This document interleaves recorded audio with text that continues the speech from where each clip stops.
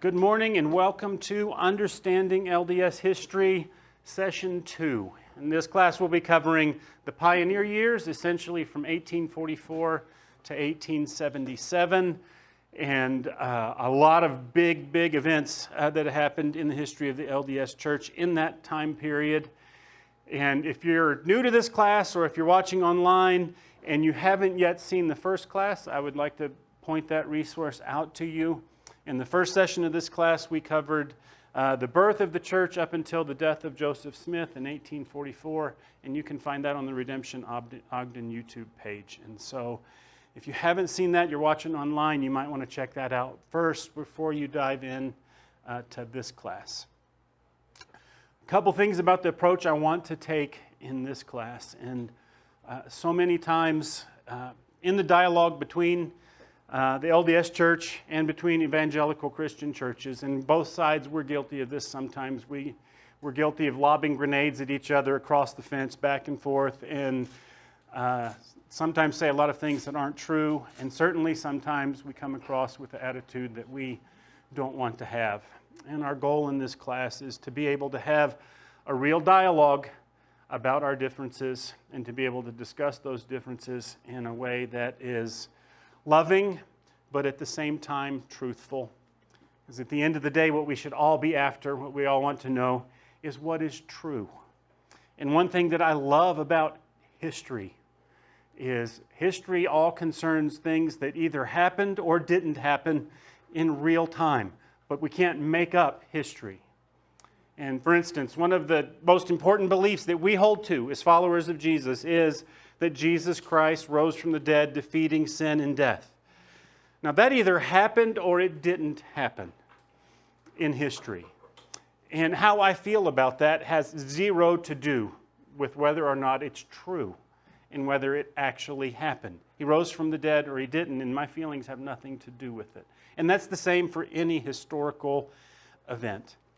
And so what we want to do in this class as we look at the history of the church is to have a better understanding of LDS history, how the church grew, how different doctrines developed. But as we look at moments in time in history, it concerns events that either happened or they didn't.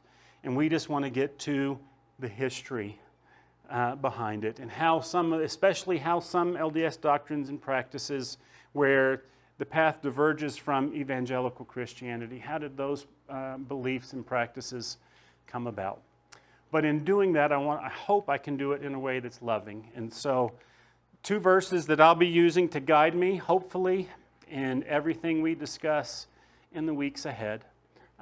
One of my life verses is 1 Peter 3, 15 and 16. It says, "In your hearts honor Christ, the Lord is holy." And my first intent is I just want to honor Jesus. And I want to be true to Him and I want to be faithful to Him. And we always want to be prepared to make a defense for the things that we believe. But what we sometimes miss is the second half of this verse. That we should always be prepared to make a defense, but we should do it with gentleness and respect. And I want to be truthful and I want to be honest. But my prayer is that I can be gentle and respectful as we do so. Also, Colossians 4:6 says that our speech should always be gracious, seasoned with salt, so that you'll know how to answer every person. And I hope I can be gracious in everything that I say. If you're LDS and you're in this class, or if you're LDS and you found these videos online, we want you to know we love you. And we care about you. I would love nothing more. You can look up my email. It's tim@redemptionutah.com. I would love nothing more than to sit down and we can have a conversation together and we can be loving and kind and gracious even in discussing our differences. And so that's our goal moving forward, and I hope it's the tone I can strike, even though I will be along the way at times very critical of certain LDS practices as they differ from what evangelical Christians teach and believe. All right, with that in mind, here's what Joseph Fielding Smith said. He was the 10th president of the LDS Church. He said, "The LDS Church must stand or fall on the story of Joseph Smith. He was either a prophet of God, divinely called, properly anointed and commissioned, or he was one of the biggest frauds this world has ever seen. And I would just like to say in response to that, I agree 100%. I agree 100%. And everything rises and falls on whether or not Joseph Smith was who he said he was, if you're looking at it from the LDS perspective. He was either a prophet who restored the true church, or he wasn't. And if he wasn't, nothing else really matters after that. And I think the historical evidence is more than sufficient to show he was not. And for more on that, I refer you back again to the first class. Another one of the church presidents, Gordon Hinckley, and a lot of you will remember him, he said, I would like to say this cause is either true or false. Either this is the kingdom of God, or it's a sham and a delusion. Either Joseph Smith talked with the Father and the Son, or he didn't. And if he didn't, we're engaged in a blasphemy.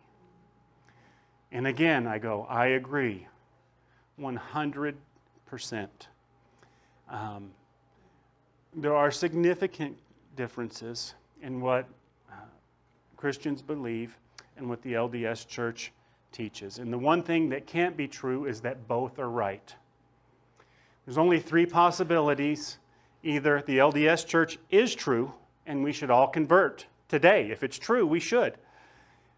Or it's false, and Christianity is true. Or a third possibility is both are wrong, and there's another option. But the desire for all of us in any pursuit in life should be, is this true or not? And what we hope to get to in this class is to answer that question. What is true? What can history teach us about whether the claims of the LDS Church are true or not?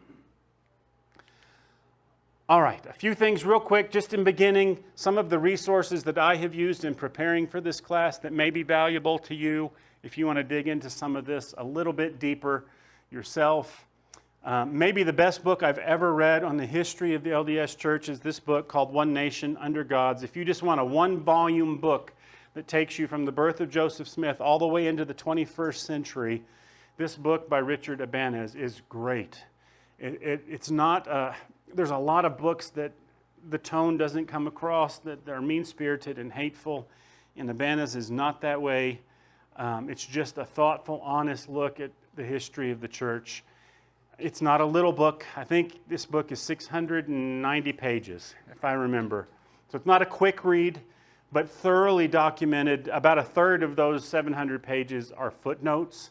And if you read it, I encourage you to read it with a bookmark in the footnotes, because a lot of the footnotes are worth reading. It's just a fascinating book, and I'll use it largely just to keep me on the timeline as we go along. It's a great resource. It's the only one I think I'll mention this morning, though, that's not available in digital format. So if you want a copy, you'll have to buy a paper copy of this one. I'll also be using Leonard Arrington's biography of Brigham Young quite a bit. I tried to be fair and balanced in my reading on this, in that I read LDS authors and non-LDS authors. Leonard Arrington was considered by some to be the father of LDS history studies. He was a history professor at BYU for many, many years. And for a lot of years, this was kind of considered to be the definitive biography of Brigham Young. And so with that said, it's excellent. It's a great biography. It's a good read.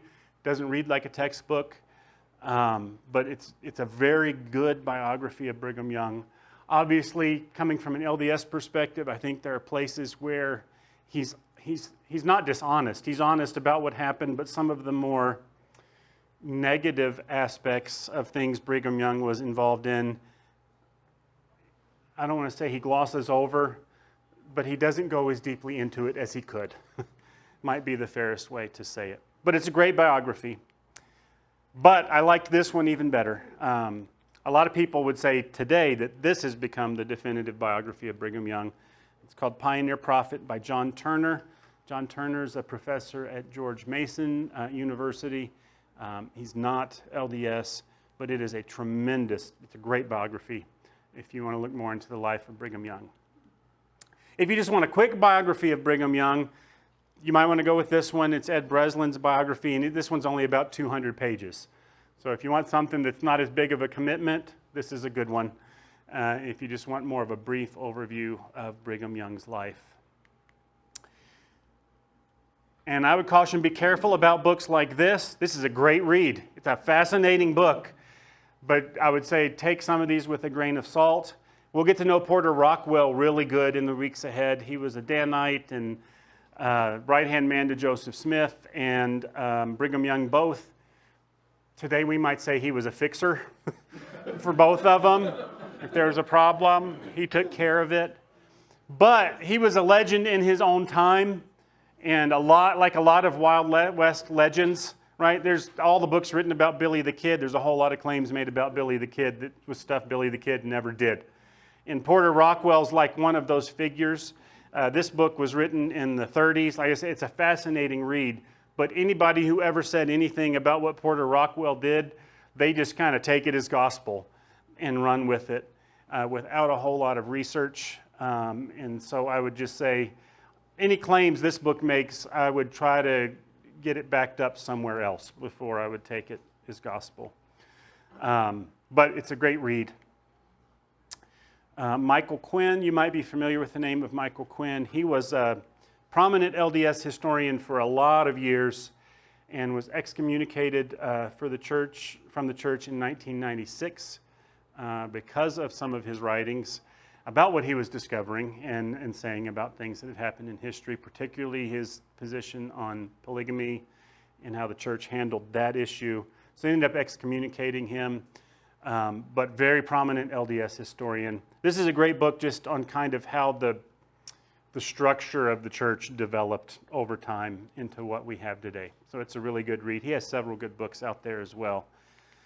And then lastly, this ended up being such an enjoyable book. A house full of females. And of course, a big part, if you're looking at the time period of 1844 to 77 in LDS history, the primary issue of that time period is polygamy. And we'll be talking about polygamy a lot over the course of this class. But this book is great. Earl Ulrich is a Harvard professor, a professing feminist, and a member of the LDS Church. And it is a fascinating look at what was polygamy like for the women involved in it. And a hard part of that issue is we not as many women wrote and left journals and primary sources back then as what we might have today. But she does a great job of tracking down the women who did. And you get an inside look at polygamy that in a lot of ways Utah was behind and in front on a lot of these, especially kind of women's issues. Like, you know, the first state in the Union to give women the vote? Utah. We were ahead of the game on a lot of those kinds of issues, but at the same time, it was very patriarchal. And they're being told, you got to take more wives, you got to take more wives. And so it's a great perspective of what it looked like from the women on the inside who were defending it, who were pro-polygamy, but how it made their lives so incredibly difficult. So it was just a fascinating book. So I recommend that, and I'll be using her a lot when we get there. All right, with that said, on June 27th, 1844, Joseph Smith and his brother were imprisoned in the Carthage jail in Illinois, and an angry mob stormed the jail. And in the process, Joseph and Hiram were both killed. And I won't go into all the details. You can go back to class 1 for that.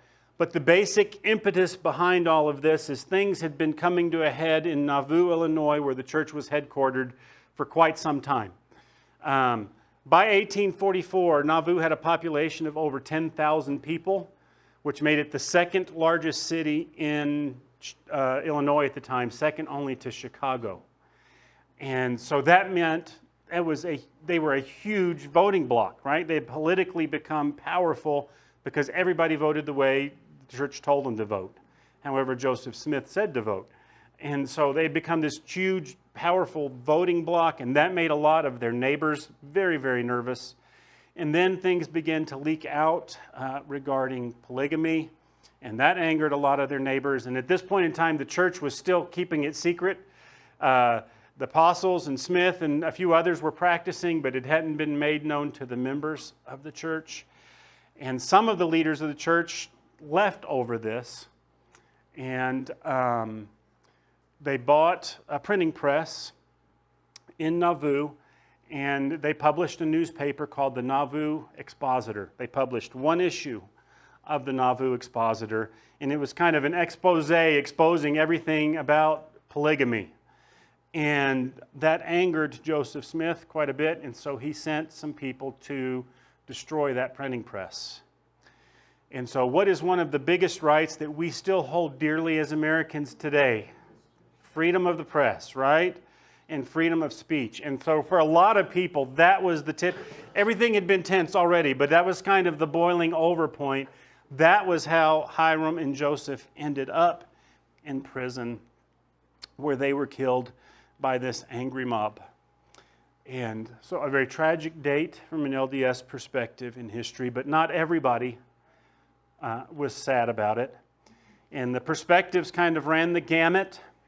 For instance, you have William Law, who had been a member of the first presidency with Joseph Smith and was one of the ones who split over polygamy and left the church, and was one of the owners of the Nauvoo Expositor. So it was his printing press that was destroyed. And so when they were killed, his take on it was, the wicked slay the wicked. And I can see at the hand of a blasphemed God stretched out in judgment, and he has taken sudden vengeance. So you did have some people who, their perspective was, God did it. All right? This is God's judgment on them for their false doctrine. But then you have other people like poor Joseph and Hyrum's mother, Lucy Mack Smith. And her two boys have just been murdered. Think about that, moms. And this is what she said afterwards. She said, after the corpses were washed and dressed in their burial clothes, we were allowed to see them. I had for a long time braced myself, every nerve, roused every energy of my soul, and called upon God to strengthen me. But when I entered the room and saw my murdered sons, it was too much. I sunk back, crying to the Lord in agony of my soul, my God, why hast thou forsaken this family? And a voice replied, I have taken them to myself, that they might have rest. So obviously a different perspective from a mother's perspective. When the day came for their funeral, Joseph and Hyrum were buried. More than 8,000 saints came out to view the bodies. And if you go to Salt Lake City today to the Historical Museum, you can see their death masks that made out of plaster before they were buried. These are the death masks that were made of Joseph on the left and Hyrum there on your right. So essentially the whole city came out for their burial. Henry Bilger wrote in his journal, at first I felt mad and could have fought like a tiger, but soon I felt like weeping and a feeling of loneliness came over me. And I think he probably pretty well captures the feelings of a lot of the church members at that time. Our leader is gone, our prophet is gone, what's going to happen to us next? Are we going to survive? Are we going to be able to make it through this? And the church was literally left devastated and in disarray. Who's going to take over? And is the church going to survive? And there were a lot of other movements in this same time period in history. And the LDS church is not unique in this regard. There were a lot of other movements that sprung up in the early 1800s that were restorationist, in that they taught, we are the true church, that God is restoring the true church to earth. They were restorationists. They claimed to be the only true church. They claimed to be a restoration of the lost tribes of Israel, which is what the LDS church taught, and that Jesus was coming back in their lifetime soon. And so a lot of other movements that were saying the same thing the LDS church was saying, but didn't survive. They've all died out. And it looked like that might be what would happen to the LDS church for a while. Are we even going to survive? And nobody knew. Part of the reason for that is Smith had left no clear directive regarding how do you choose, if something should happen to me, how do you choose a successor? Now, if Hiram was, his brother, was also part of the first presidency, and if he had survived, it probably would have been an easy decision. It would have fallen to Hiram. But it was complicated more that both Joseph and Hiram died at the same time. So where does that leave us? And the church has a very clearly established hierarchy today, from the top all the way down. Everything is very clearly defined. That wasn't the case in 1844. And Joseph had started all of these bodies, and you had the High Council, and you had the 12 Apostles, and you had the Council of 50, and you had all these different bodies he'd started, but there was not a real clear structure in all of these bodies, who ranks where and who's in charge of who, and none of that was laid out. And so it's kind of just unclear there. And even if you go back and look what he wrote in the 10 years prior, you can make a case for all different kinds of plans of succession. So there's no clear path forward when he died on who should be in charge. And that's going to lead to a problem that it's going to take us several weeks to wade through how that process went. Also complicating it were the fact that 9 of the 12 apostles weren't even in Illinois when Joseph Smith was killed. Initially, the apostles were the missionary arm of the church, and that was their primary role, was evangelizing people in other areas. And also, at the time Joseph Smith died, he was running for president of the United States. And so they were back east campaigning for him and trying to drum up votes for Joseph Smith. So 9 of the apostles were gone. Sidney Rigdon, who was the 3rd member of the first presidency, and so Smith and Hiram both died. So he's the only remaining member of the first presidency. He was also away in Pennsylvania campaigning for president. And he and Smith had kind of been on the outs a little bit anyway, but he was his vice presidential running mate, and you can't have 2 people from the same state on the same ticket. And so he had moved to Pennsylvania to be there long enough to establish residency so he could run as his vice presidential running mate. So he's also out of town. So a lot of your key leaders are gone when Smith died, and it wasn't like you could jump on a plane in 1844 and be back in 4 hours, right? It was going to take them a while to get there. And so there was a lot of disarray in the meantime. William Clayton, who was Smith's scribe for many years, said this: "The greatest danger that now threatens us is dissensions and strifes among the church. There are already 4 or 5 men pointed out as successors to the trustee and president, and there's a danger of feelings being manifest. And all the brethren who stand at the head seem to feel the delicacy of the business." And we see this all the time, right?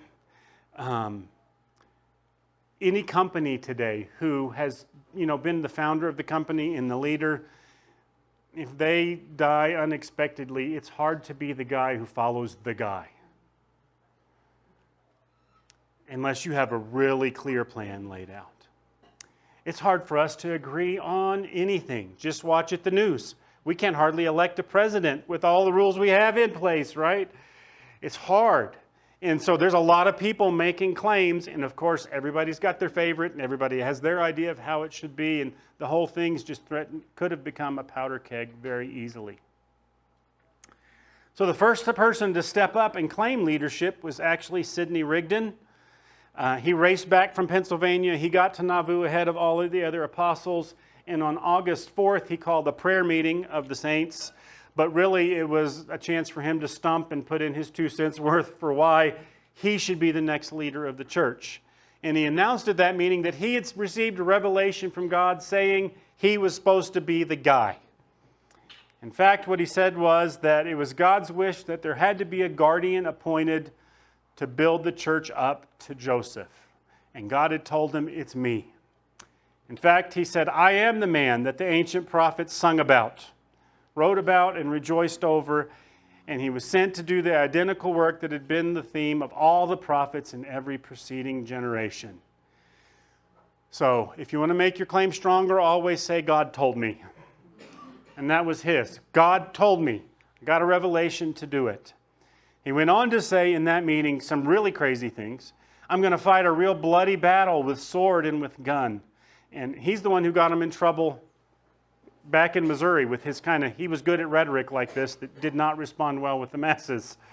He said, I'm going to get in a bloody battle with sword and gun. I will fight the battles of the Lord. I will cross the Atlantic, encounter the Queen's forces, and overcome them. And I'll plant the American standard on English ground, and then march to the palace of Her Majesty and demand a portion of her riches and dominions. And if she refuse, I will take the little madam by the nose. This is the Queen of England.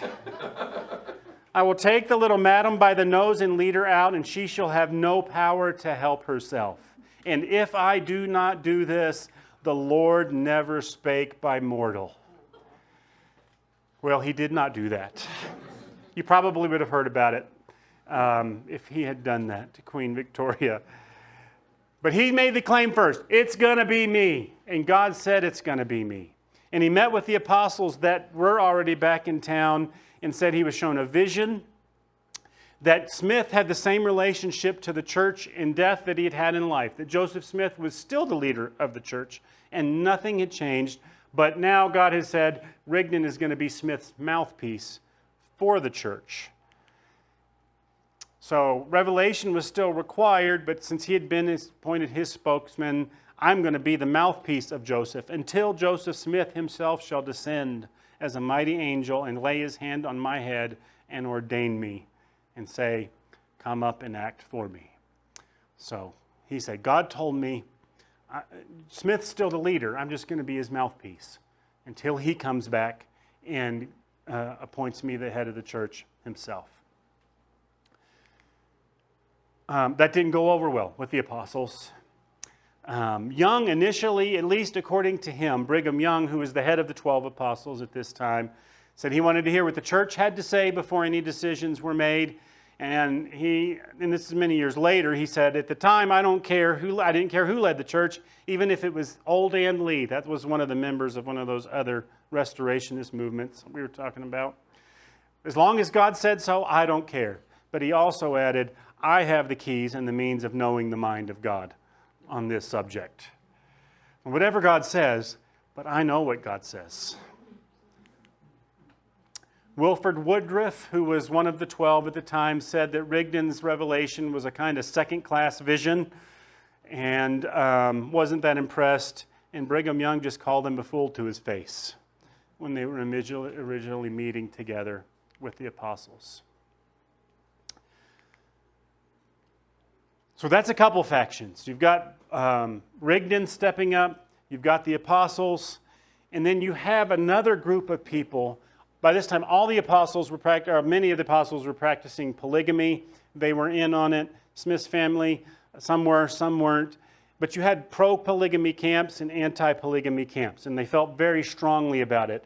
And one of the most vocal voices in the anti-polygamy camp was Emma Smith, Joseph's widow, who would go to her grave in denial, saying that Smith had not practiced polygamy and refused to even admit it when all the evidence is there that he did. But she was adamantly opposed to any candidate who was pro-polygamy. She did not like Brigham Young. She didn't care for him at all. The two of them never got along. And she wasn't going to back any pro-polygamous candidate. And so she threw her lot in, and she had a lot of weight and sway. You think about it, as the widow of Joseph Smith, everybody wanted her vote, right? She's going to carry a lot of weight. But she threw her support in behind William Marks, who was the head of the High Council at the time in Nauvoo, and an ardent anti-polygamist.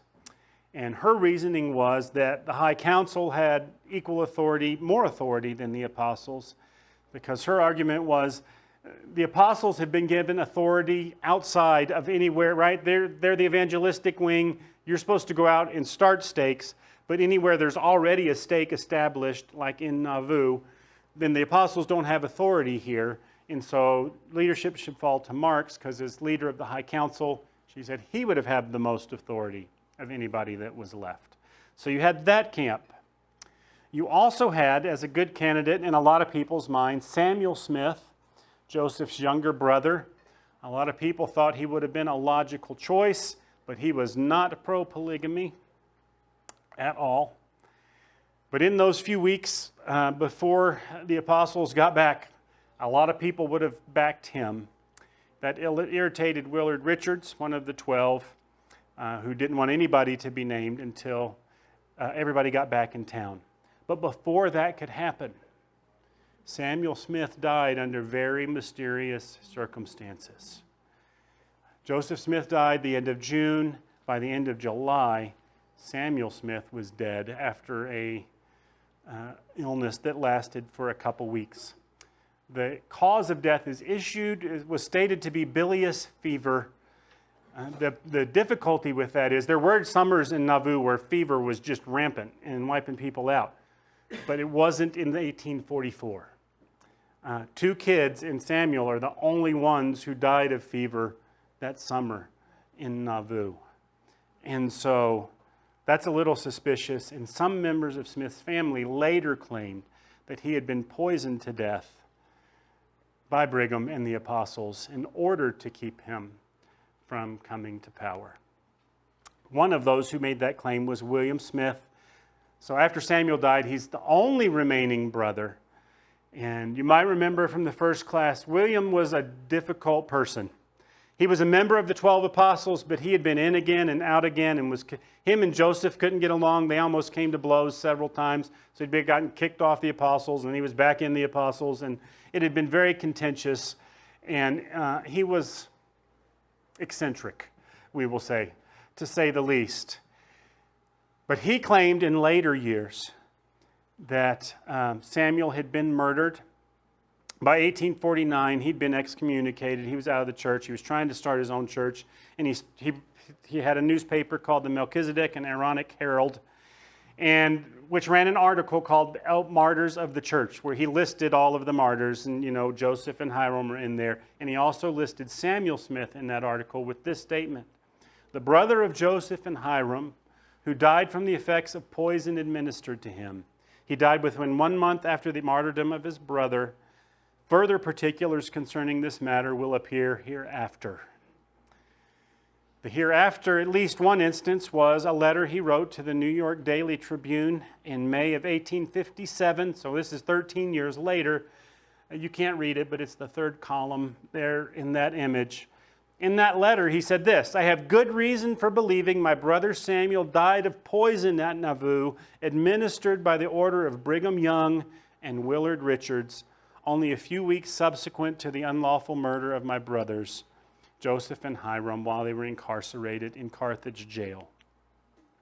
Several other persons who were presumed to stand between Brigham and the accomplishments of his ambitions and wicked designs mysteriously disappeared from Nauvoo about the same time and have never been heard from since." Cue creepy music. Dun, dun, dun. So he certainly believed that his brother had been poisoned at the behest of Brigham Young and Willard Richards. What we do know, what he's not wrong about, is we know for sure that they did run a whole lot of people out of town. But generally, they did it non-violently. We'll see this come up in a few weeks, that they called it whittling people out. And so if I've got, right, you're the guy, we want you out, right? They would just, when you're out in the street, a bunch of tough guys would just stand on the corner all over and whittle, right? No threats, right? Nothing said. Just an ominous presence until you got the idea and packed up. And they called that whittling. And a lot of people were whittled out of town. And some others were even excused in a little bit stronger terms. So he thought his brother had been part of that. The belief was that Hosea Stout, who was the Nauvoo police chief, and who was not opposed to getting his hands dirty if he needed to from time to time, for sure, that under orders from Richards, that he gave poison to Samuel as medicine while he was caring for him during his illness. That's certainly what Samuel's daughter thought later in life. This is in 1908, so this is 60 years later, where she wrote a letter saying this, that my father was undoubtedly poisoned. Uncle Arthur Milliken was poisoned at the same time. The same doctors were treating, that's the original, not my typo, my father and Uncle Arthur at the same time. Uncle Arthur discontinued the medicine without letting them know what he was doing. Aunt Lucy threw it in the fire, and he recovered.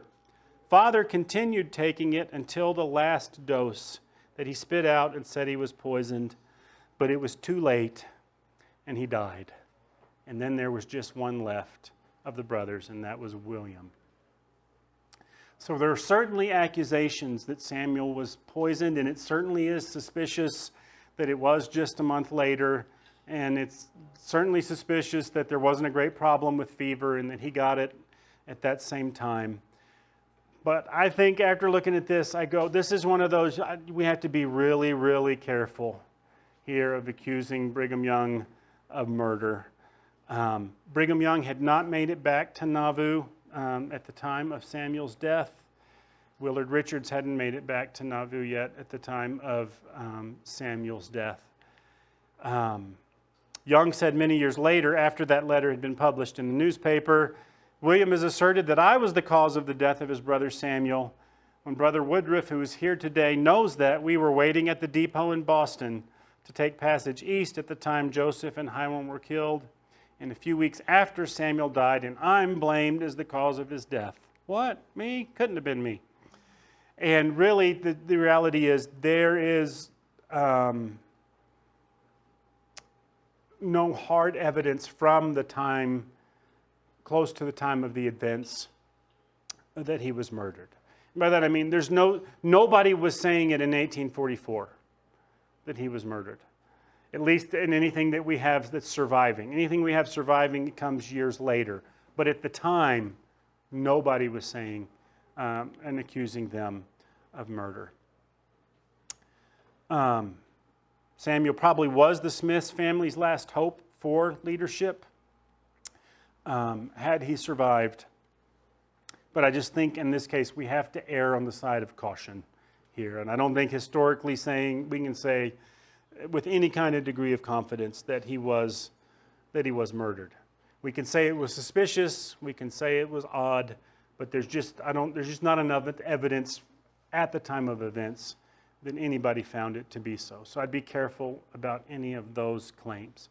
Whatever the case, Samuel died a month later, and so he was out of the picture, which left a big power vacuum of who's going to be in charge of all of this. And again, the structure wasn't clearly defined, but at the time you basically had these three bodies. You had the first presidency that at the time of Smith's death was made up of Smith and Hiram and Rigdon was the only one remaining.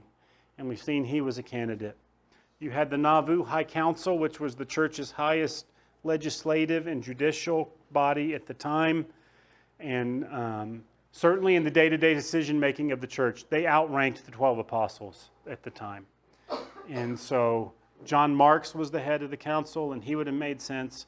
And then you had the 12 apostles, who largely had authority in other places and outside the more evangelistic arm. And Brigham Young was the head of the 12. So who's going to come out on top on all of that? I think you probably know.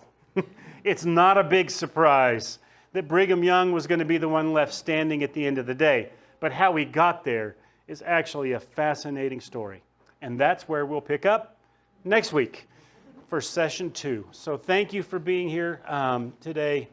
Like I said, I'll be available for questions out in the hall afterwards. But thanks for being here. Have a great week, everybody. I'll let you go.